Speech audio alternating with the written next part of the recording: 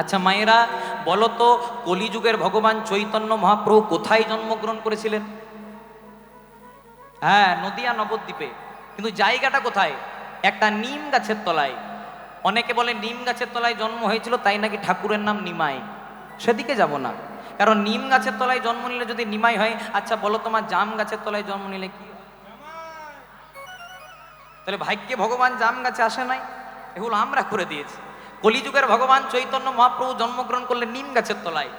দাপর যুগের ভগবান শ্রীকৃষ্ণ জন্মগ্রহণ করলেন কোথায়? না কংসের নির্জন কারাগারে, মানে জেলখানাতে। রামকৃষ্ণ পরমহংসদেব, যিনি নিজের হাতে শ্যামা মাকে এঁঠো খাইয়েছিলেন, জন্মগ্রহণ করলেন কোথায়? না ঢেকিশালাতে। মায়ের চালগম কুটতে কুটতে প্রসব যন্ত্রণা হলো, ঠাকুরের জন্ম হয়ে গেল।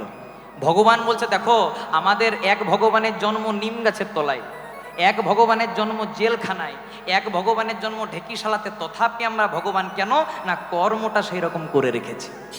তাই কর্ম যেমন করবেন মা, ফল কিন্তু 100% সেই রকমই পাবেন।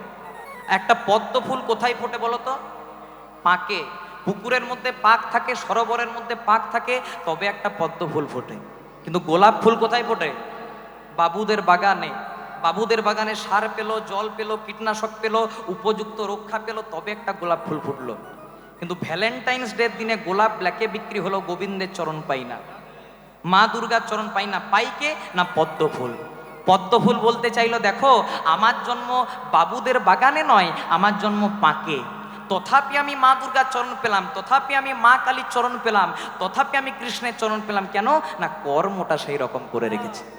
এর থেকে একটা দামি প্রসঙ্গ মনে পড়ে গেল মা, আপনাদেরকে একটু বলি। এক দোকানে এক মালিক আর এক কর্মচারী কাজ করে। মালিক একদিন, মালিকের সঙ্গে কর্মচারীর একটু ঝামেলা হয়েছে, রেগে মেগে মালিক কর্মচারীর গালে এক থাপ্পড় মেরেছে। এবার কর্মচারী তো আর মালিককে মারতে পারে না, কারণ মালিককে মেরে দিলে চাকরি চলে যাবে। তাই করেছে কি, ওই যে মালিক মেরেছিল, রাগটা ছিল, রেগে মেগে মালিকের গায়ে হাত তোলেনি, বাড়িতে সে স্ত্রীর সঙ্গে ঝামেলা করেছে। জয় রাধে। ওই যে মালিক মেরেছিল, রাগটা ছিল, রেগে মেগে স্ত্রীর গালে এক থাপ্পড় মেরেছে। এবার স্ত্রী তো আর স্বামীকে মারতে পারে না, আপনারা মারেন না?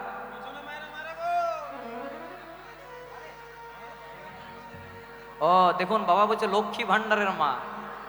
জয় রাধে। আমাদের ভালোবাসা কতক্ষণ? শুনতে কেমন লাগলেও ভাতের পাতে কাগজিটি যতক্ষণ। কাগজির মধ্যে যতক্ষণ রসামৃত থাকবে ততক্ষণ দাম, কিন্তু কাগজিটাকে যখন আপনি নিগড়ে দিলেন আর দাম থাকবে? আমরা ফেলে দিই। তদ্রূপ যারা নারী কুলে জন্মগ্রহণ করেছেন, যদিও একা পুরুষ গোবিন্দ, আমরা সবাই প্রকৃতি, যারা নারী কুলে জন্মগ্রহণ করেছেন, যতদিন বাটনা বাটবে, রান্না করবেন, কাপড় কাচবেন, বলবে আমার মায়ের মতো ভালো মা হয় না, আমার স্ত্রীর মতো ভালো স্ত্রী হয় না। আবার যারা পুরুষ কুলে জন্মগ্রহণ করেছেন, যতদিন 2-4 টাকা রোজগার করে বাড়ি নিয়ে যাবেন, তাদের প্রচুর মর্যাদা। তাই খুব মন দিয়ে শুনবে মায়েরা, মালিক মেরেছিল কর্মচারীকে, কর্মচারী মালিকের গায়ে হাত তোলেনি, রেগে মেগে স্ত্রীর গালে এক থাপ্পড় মেরেছে। এবার স্ত্রী তো আর স্বামীকে মারতে পারে না, ওই যে স্বামী মেরেছিল, রাগটা ছিল, বাড়িতে একটা বড় ছেলে ছিল, জয় রাধে, পড়াশোনা করছিল না, ওই যে স্বামী মেরেছিল, রাগটা ছিল, রেগে মেগে বড় ছেলের গালে এক থাপ্পড় মেরেছে। এবার বড় ছেলে তো আর মাকে মারতে পারে না, কারণ মা 10 মাস 10 দিন গর্ভে রেখেছে। তাই করেছে কি, ওই যে মা মেরেছিল, রাগটা ছিল, বাড়িতে একটা ছোট ভাই ছিল, জয় রাধে, খেলতে খেলতে খেলতে খেলতে ছোট ভাইয়ের গালে, এবার যেই না ছোট ভাইয়ের গালে এক থাপ্পড় মেরেছে, ছোট ভাই তো আর দাদাকে মারতে পারে না, করেছে কি, ওই যে দাদা মেরেছিল, রাগটা ছিল, বাড়িতে একটা পোষা কুকুর ছিল, রেগে মেগে কুকুরটাকে এক লাথি মেরেছে। যেই না কুকুরটাকে এক লাথি মেরেছে, কুকুরটা দৌড়তে দৌড়তে একজনের পায়ে কামড় দিয়েছে। কার পায়ে কামড় দিয়েছে? ওই দোকানের মালিকটা যে কর্মচারীকে মেরেছে। তাহলে দেখুন, মালিক মনে মনে চিন্তা করলো, রক্তের দম্ভে, টাকা পয়সার দম্ভে হয়তো আমি কর্মচারীর গালে এক থাপ্পড় মারলাম, কেউ কিছু করতে পারবে না, কিন্তু কুকুরের কামড়টা কাকে খেতে হলো? মালিককে। তাই তো মহাজন বললেন, ক্যা লেকে আয়া জগ মে, কি নিয়ে তুমি এসেছো পৃথিবীতে? ও মায়েরা, যেদিন মায়ের গর্ভে এসেছিলাম কিছু এনেছিলাম? এই যে আমি পাঞ্জাবিটা পরেছি, পাঞ্জাবিটা এনেছিলাম। और क्या लेके तू जाएगा, আর কি নিয়ে তুমি যাবে বলো? যেদিন 4 জনের কাঁধে চেপে শ্মশান ঘাটে যাব, পরনে যদি একটা ডোর থাকে সেটাকেও খুলে দেবে। মানে আসার দিনেও খালি হাতে আর যাওয়ার দিনেও খালি হাতে, শুধু একটাই জিনিস থাকবে, নাম হরি কা চকলে বন্দে ফির পিছে পছতায়ে। ओ नाम हरि का, नाम हरि का, नाम हरि का जप ले बंदे, फिर पीछे पछताएगा। ओ नाम हरि का जप ले बंदे फिर पीछे पछताएगा। ओ नाम हरि का जप ले बंदे फिर पीछे पछताएगा। क्या लेके आया जग तू क्या लेके आया जग में, और क्या लेके तू जाएगा। नाम हरि का, नाम हरि का, नाम हरि का जप ले बंदे फिर पीछे पछताएगा। नाम हरि का जप ले बंदे फिर पीछे पछताएगा। বলছে क्या लेके आया जग में, অর্থাৎ কি নিয়ে তুমি এসেছো পৃথিবীতে। যেদিন প্রথম মায়ের গর্ভে এসেছিলাম কিছু এনেছিলাম মা? কিছু আনি নাই, খালি হাতে এসেছিলাম। আর যেদিন 4 জনের কাঁধে চেপে শ্মশান ঘাটে যাবো সেদিন কি বলবে? বলো হরি, হরি বল, বলো হরি, হরি বল, আমার গাড়ি, হরি বল, আমার বাড়ি, হরি বল, আমার ছেলে, হরি বল, আমার মেয়ে, হরি বল, ব্যাংক ব্যালেন্স, হরি বল, সাদা টাকা, হরি বল, কালো টাকা, হরি বল, গোলাপি টাকা। হরি বল। রিয়েলমি রেডমি আইফোন যা এনেছিলেন সব দিয়ে যেতে হবে। জয় রাধে। মানে আসার দিনেও খালি হাতে আর যাওয়ার দিনেও খালি হাতে, শুধু একটাই জিনিস থাকবে, চলুন হাত দুটি তুলে নাম হরি কা জপলে বন্দে ফির পিছে পছতাएगा। উলুধ্বনি মায়ের नाम हरि का जप ले बंदे फिर पीछे पछताएगा। नाम हरि का जप ले बंदे फिर पीछे पछताएगा। कहत कबीरा सुन भाई साधु, ओ कहत कबीरा सुन भाई साधु, कहत कबीरा सुन भाई ओ साधु, कहत कबीरा सुन भाई साधु, कर्मी का फल पाएगा। नाम हरि का, नाम हरि का, नाम हरि का जप ले बंदे फिर पीछे पछताएगा। नाम हरि का जप ले बंदे फिर पीछे पछताएगा। फिर पीछे पछताएगा, पीछे पछताएगा। फिर पीछे पछताएगा, फिर पीछे दाई पछताएगा। गौर हरि बोल। फिर पीछे पछताएगा, फिर पीछे पछताएगा। ओ फिर पीछे पछताएगा। तो फिर पीछे पछताएगा। দেখুন মায়েরা, এই যে আমরা কীর্তন শুনছি, এই কীর্তন প্রথম করেছিলেন এই বাকে, আর কীর্তন প্রথম শুনেছিলেন কে? আমরা তো কীর্তন শুনি মা, কিন্তু কীর্তনটা প্রথম করেছিলেন কে আর শুনেছিলেন কে? এই যে আপনারা যে আসনটাতে আজকে বসে আছেন, বড় দামি আসন। কেন না এই আসনে কলিযুগের প্রথম সন্ধ্যায় যিনি বসেছিলেন তিনি ছিলেন ব্রহ্ম শাপগ্রস্ত রাজা পরীক্ষিত। আর কৃপা করে যে আসনটা আপনারা আমাকে বসিয়েছেন, এটাতে প্রথম দিন বসেছিলেন ব্যাসদেব পুত্র ছিল সুখদেব গোস্বামী মহারাজ। তাহলে কীর্তন প্রথম করেছিলেন কে, শুনেছিলেন কে, এটা মন দিয়ে শুনতে হবে।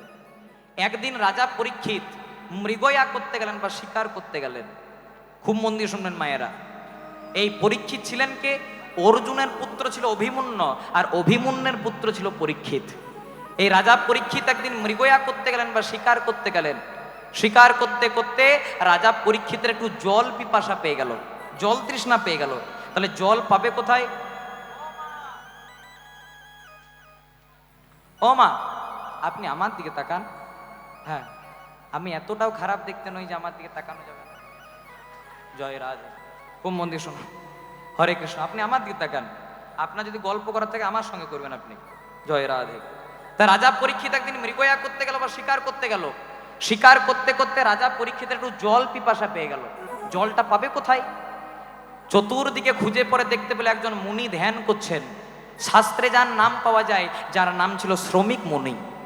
এই শ্রমিক মুনির কাছে বারবার করে জল চাইলে মুনি বল আমাকে একটু জল দিন, কিন্তু মুনি তো ধ্যান করছেন, তাই মুনি শুনতে পেল না। তাই করলো কি, রাজা পরীক্ষিত 2-3 বার বলার পরেও যখন শ্রমিক মুনি জল দিল না, পরীক্ষিতের মনে একটু অহংকার হয়ে গেল। রাজা পরীক্ষিত মনে মনে চিন্তা করলো, আমি এত বড় রাজা বলে কথা, আমাকে সেবা দেওয়ার জন্য সবাই লাইন দিয়ে বসে থাকে, ধন্না দিয়ে বসে থাকে, আর আমি কিনা মুনির কাছে জল চাইলাম, জল দিল না। তাই রাজা করলো কি, এই যে আপনাদের তরফ থেকে আমাকে একটা খুব সুন্দর রজনীগন্ধার মালা দেওয়া হয়েছে, রাজা পরীক্ষিত দেখতে পেল একটা মৃত সর্প পড়ে আছে, মরা সাপ। সেই মরা সাপটাকে রাজা পরীক্ষিত শ্রমিক মুনির গলায় মালার মতো করে পরিয়ে দিলেন। অপরাধ হয়ে গেল মা। কথায় আছে পাপ ছাড়ে না কাকাকে, বাপকে। রাজা তো পাপ করে চলে গেল, কিন্তু সেখানে কিছুক্ষণ পরে এলেন কে? শ্রমিক মুনির পুত্র, যার নাম ছিল সিংহী মুনি। সিংহী মুনি দেখতে পেল আমার বাবার গলা থেকে মৃত সর্প ঝুলিয়ে দিয়েছে, মরা সাপ ঝুলিয়ে দিয়েছে।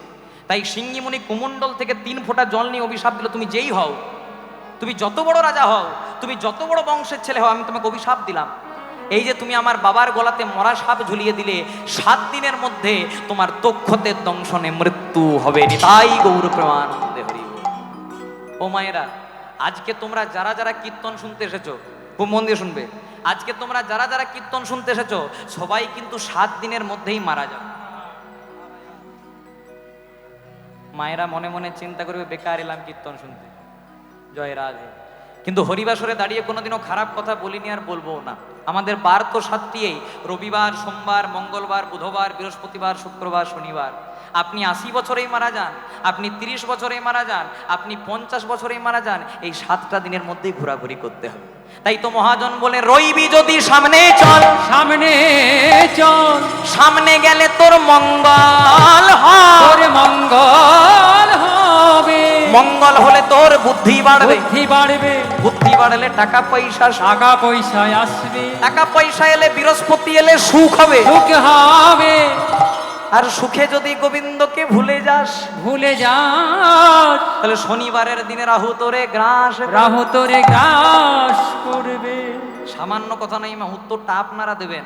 বলছে রইবি যদি সামনে চল, রইবি কথার অর্থ হলো রবিবার, তাহলে সামনে চল মানে সোমবার, সামনে গেলে মঙ্গল হবে মানে মঙ্গলবার, মঙ্গল হলে বুদ্ধি বাড়বে মানে বুধবার, বুদ্ধি বাড়লে টাকা পয়সা আসবে বৃহস্পতিবার, বৃহস্পতি এলে সুখ হবে। আর সুখে যদি চিন্তা করি, আই এম গড, আমার শরীরের বল, আমার রক্তের বল, আমার রাজনীতির বল, রাখ তোর হরি বল, তাহলে শনিবারের দিন আমাদেরকে আবার আপন ঘরে চলে যেতে হবে। তাই রাজা পরীক্ষিত যেই না গলায় মৃত সর্প ঝুলিয়ে দিল, সিংহী মুনি অভিশাপ দিল, তুমি যেই হও, এই যে তুমি আমার বাবার গলায় মৃত সর্প ঝুলিয়ে দিলে, আমি যদি প্রকৃত ব্রাহ্মণের সন্তান হয়ে থাকি, অভিশাপ দিলাম 7 দিনের মধ্যে তোমার দক্ষতের দংশনে মৃত্যু হবে। বলে তো দিল মা, কিন্তু কিছুক্ষণ পরে ধ্যান থেকে উঠলেন কে? শ্রমিক মুনির পুত্র, সিংহী মুনির বাবা, যার নাম ছিল শ্রমিক মুনি। শ্রমিক মুনি উঠে পড়ে বলল, বাবা, রাজা পরীক্ষিত তো ভালো রাজন রে, একটু না হয় অভিশাপ, একটু না হয় অহংকার করে ফেলেছে, তা বলে এত বড় অভিশাপ দিলি? কথায় আছে মুনি নাঞ্চ মতিভ্রম, মানে মুনি মানুষেরও মাঝে মাঝে মতিভ্রম হয়ে যায়, তা বলে এত বড় অভিশাপ দিয়ে দিলি বাবা? তুই তো মুনি পুত্র, তোর এত বড় অভিশাপ দেওয়া উচিত ছিল না। তখন সিংহী মুনি বলছে, বাবা, যখন অভিশাপ দিয়েই ফেলেছি, অভিশাপ তো আর ফেরানো যাবে না, তাহলে কি করব? যেই না বলেছে কি করব, শ্রমিক মুনি বলছে, বাবা, যখন অভিশাপ দিয়েই ফেলেছিস, অভিশাপটা ফেরানো যাবে না, তাই রাজাকে গিয়ে বলে দিয়ে আয় যে ওর হাতে মোটেই সময় আর 7 দিন। এবার সিংহী মুনি তার দলবল নিয়ে রাজা পরীক্ষিতের রাজ দরবারে এলো। রাজা ভালো রাজা, একটু না হয় অহংকার করেই ফেলেছে, তাই যেই না সিংহী মুনিকে দেখেছে, আজকে রাজা পরীক্ষিত করেছে কি জানো? নিজ হস্তে পদধৌত করেছে, মানে নিজ হাতে পদধৌত, পা ধুইয়ে দিয়েছে। আর কি বলছে জানো? বলে, অনেক ভাই ভাগ্যের ফলে ঘরে বসে ন আসিয়া মেলে, ভাগ্যের ফলে ঘরে বসিন আছে মেলে। আবার ঘরে হয় বৈষ্ণব সেবা, ও তার ঘরে হয় বৈষ্ণব সেবা। আবার না দিয়ে, আবার না দিয়ে,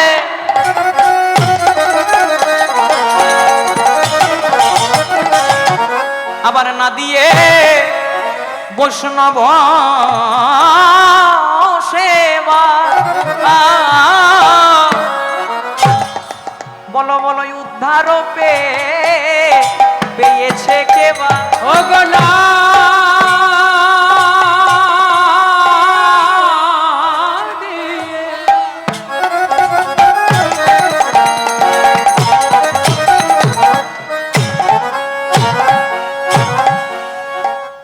বৈষ্ণব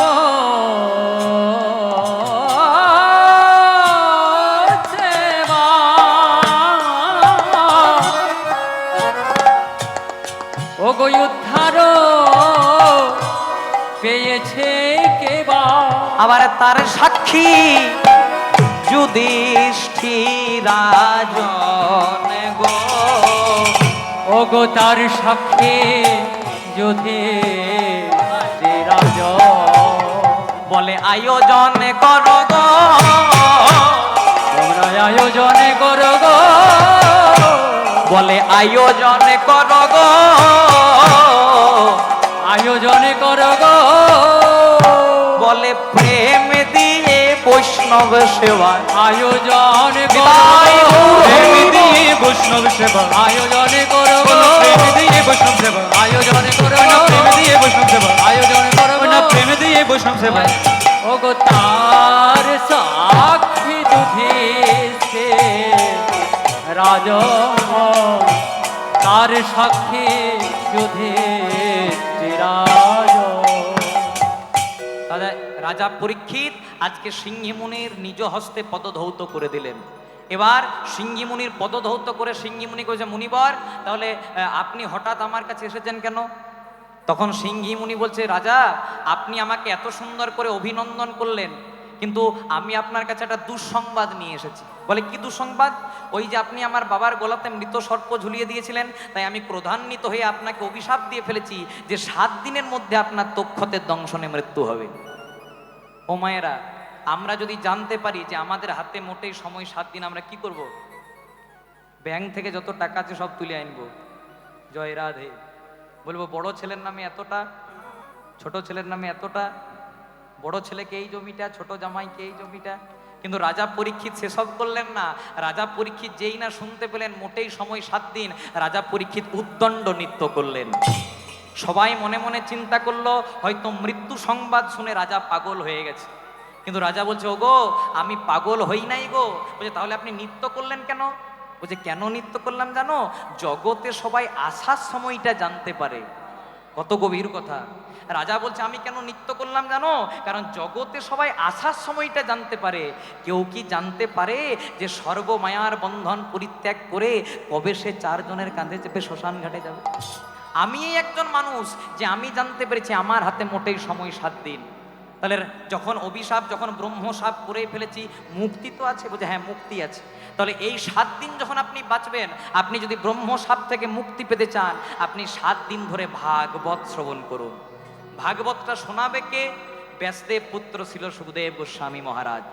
এই সুখদেব গোস্বামী মহারাজ 7 দিন ধরে হরিদ্বারে যেখানে আরতি হয় মা, ঘাটটার নাম হরিকাপাড়ি, ওই হরিকাপাড়ি ঘাটে 7 দিন ধরে ভাগবত শোনালেন। রাজা পরীক্ষিতের তো মোক্ষদান হয়ে গেল, আর মারা যাওয়ার আগে পরীক্ষিত বললেন, দানং ব্রতং তপৌযজ্ঞং শ্রাদ্ধাঞ্চ পিতৃতর্পণম সকল নিষ্ফলং হরিনাম সংকীর্তন বিনা কালো। মানে তুমি দান করো, ব্রত করো, যাগযজ্ঞ করো, তপস্যা করো, বাবা মায়ের শ্রাদ্ধ করো, পিতৃতর্পণ করো, মাতৃতর্পণ করো, এগুলো নিশ্চয়ই মহৎ কাজ, কিন্তু এগুলো কখনোই সফল হয় না। আপনারা তো বলতে পারেন এত টাকা পয়সা দিয়ে বাবা মায়ের শ্রাদ্ধ করালাম, এত টাকা পয়সা দিয়ে গয়ায় গিয়ে পিণ্ড দান করলাম, এত টাকা পয়সা দিয়ে দান করলাম, ব্রত করলাম, যজ্ঞ করলাম, তাও সম্পূর্ণ হলো না? না হলো না। কেন? কারণ মহাপ্রভু কলিযুগে গাইডলাইনটা চালিয়ে দিলেন যে হরি নাম সংকীর্তন বিনা কালো। মানে তুমি যে কোনো কিছুই করো না কেন, কলিযুগে যদি দিনান্তে একবার ভগবানের নাম আস্বাদন না হয়, তাহলে সেই যজ্ঞটা কোনোদিনও সম্পূর্ণ হয় না। নিতাই গৌর প্রেমানন্দ হরি। তাই 4 যুগে 4 ধর্ম জীবের কারণ, কলিযুগের ধর্ম কেবল নাম সংকীর্তন। নাম সংকীর্তন।